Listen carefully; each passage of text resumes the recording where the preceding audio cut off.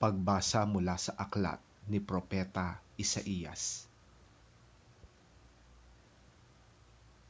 Makinig kayo, mga taong naninirahan sa malalayong mga bansa. Pinili na ako ni Yahweh bago pa isilang, at hinirang niya ako para siya'y paglingkuran. Mga salita ko'y ginawa niyang singtalim ng espada. Siya ang sa aki laging nag-iingat. Ginawa niya akong parang matulis na palaso na anumang oras ay handang itudla. Sinabi niya sa akin, Israel, ikaw ay lingkod ko. Sa pamamagitan mo, ako'y pupurihin ng mga tao. Ngunit ang sagot ko, ako ay nabigo sa aking pagsisikap. Hindi nagtagumpay, gayong ibinuhos ko ang aking lakas. Gayon may ipinapaubaya ko kay Yahweh ang aking kalagayan, na ako'y kanyang gagantimpalaan sa aking nakayanan. Bago pa ako ipanganak, ay hinirang na ni Yahweh. Pinili niya ako para maging lingkod niya, upang tipunin ang bayang Israel na nagkawatak-watak. Binigyan ako ni Yahweh ng karangalan. Sa kanya nagbubuhat ang aking kalakasan. Sinabi sa akin ni Yahweh, Israel na aking lingkod, may mas mahalaga pa akong ipapagawa sa iyo. Bukod sa pagpapanumbalik sa mga Israelitang nalabi, gagawin din kitang liwanag sa mga bansa, upang ang buong daigdig ay maligtas.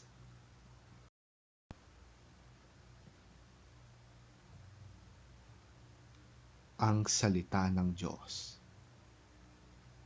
Salamat sa Diyos.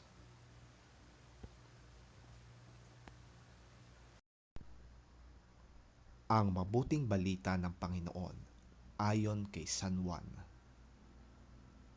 Papuri sa iyo, Panginoon. Pagkasabi nito, si Jesus ay labis na nabagabag at nagpahayag sa kanila, pakatandaan ninyo, ako'y pagtataksilan ng isa sa inyo. Nagsimulang magtinginan ang mga alagad, sapagkat hindi nila alam kung sino ang kanyang tinutukoy. Katabi noon ni Jesus ang alagad na minamahal niya, kaya't sinenyasan siya ni Simon Pedro at sinabihan, itanong mo nga kung sino ang tinutukoy niya.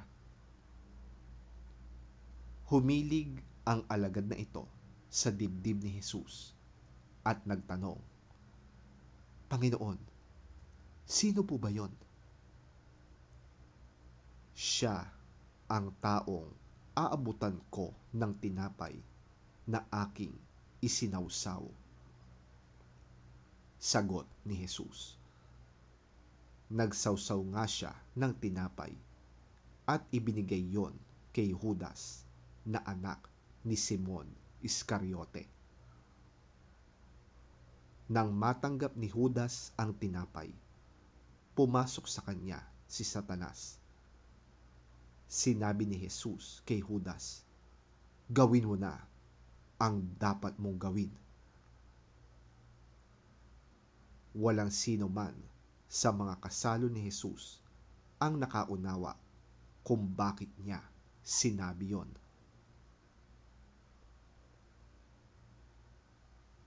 Dahil si Judas ang may hawak ng kanilang salapi, Akala nila'y pinapabilis siya ni Jesus ng kakailanganin nila sa pagdiriwang o kaya'y pinapagbigyan niya ng limos ang mga dukha. Nang makain na ni Judas ang tinapay, kaagad itong umalis. Noon ay gabi na. Pagkaalis ni Judas ay sinabi ni Jesus, "Ngayoy mahahayag na ang karangalan ng Anak ng Tao, at sa pamamagitan niya ay mahahayag din ang karangalan ng Diyos. At kapag nahayag na ang karangalan ng Diyos sa pamamagitan ng Anak ng Tao, ang Diyos naman ang maghahayag ng karangalan ng Anak, at ito'y gagawin niya agad." Mga anak, kaunting panahon na lamang ninyo akong makakasama. Hahanapin ninyo ako, ngunit sinasabi ko sa inyo ngayon ang sinabi ko noon sa mga Hudyo. Hindi kayo makakapunta sa pupuntahan ko.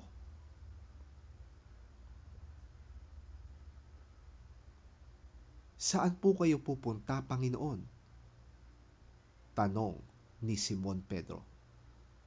Sumagot si Jesus, sa pupuntahan ko'y hindi ka makakasunod ngayon, ngunit susunod ka pagkatapos. Sumagot si Pedro, bakit po hindi ako makakasunod sa inyo ngayon? Buhay ko may iaalay ko para sa inyo. Sumagot si Jesus, iaalay mo ang iyong buhay dahil sa akin? Pakatandaan mo, bago tumilaok ang manok, 3 beses mo akong ikakaila.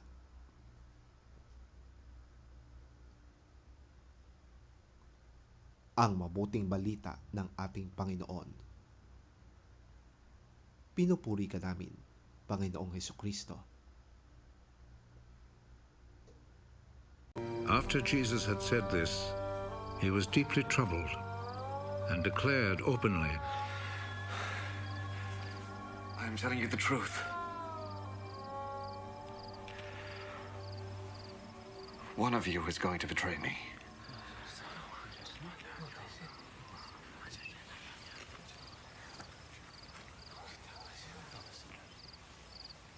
The disciples looked at one another, completely puzzled about whom he meant.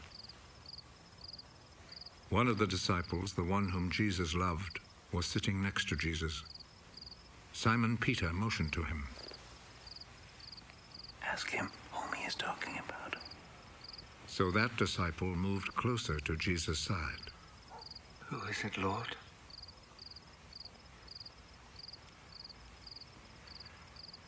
I will dip some bread in the sauce and give it to him.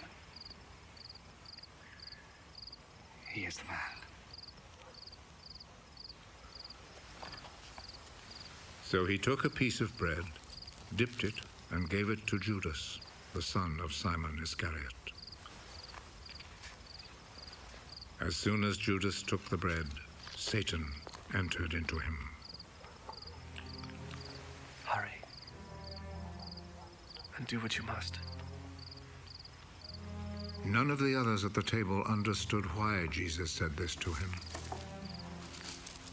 Since Judas was in charge of the money bag, some of the disciples thought that Jesus had told him to go and buy what they needed for the festival, or to give something to the poor. Judas accepted the bread and went out at once.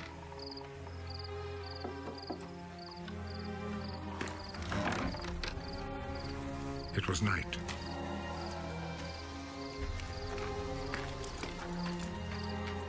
After Judas had left, Jesus said, Now the Son of Man's glory is revealed. Now God's glory is revealed through him. And if God's glory is revealed through him, then God will reveal the glory of the Son of Man in himself. And he will do so at once.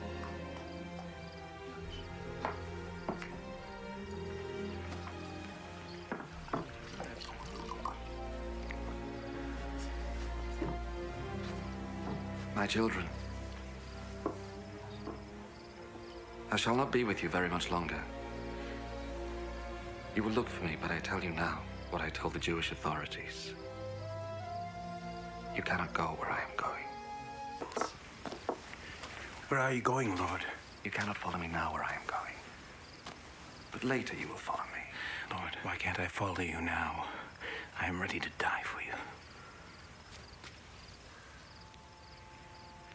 Are you really ready to die for me? I'm telling you the truth. Before the rooster crows, you will say 3 times that you do not know me.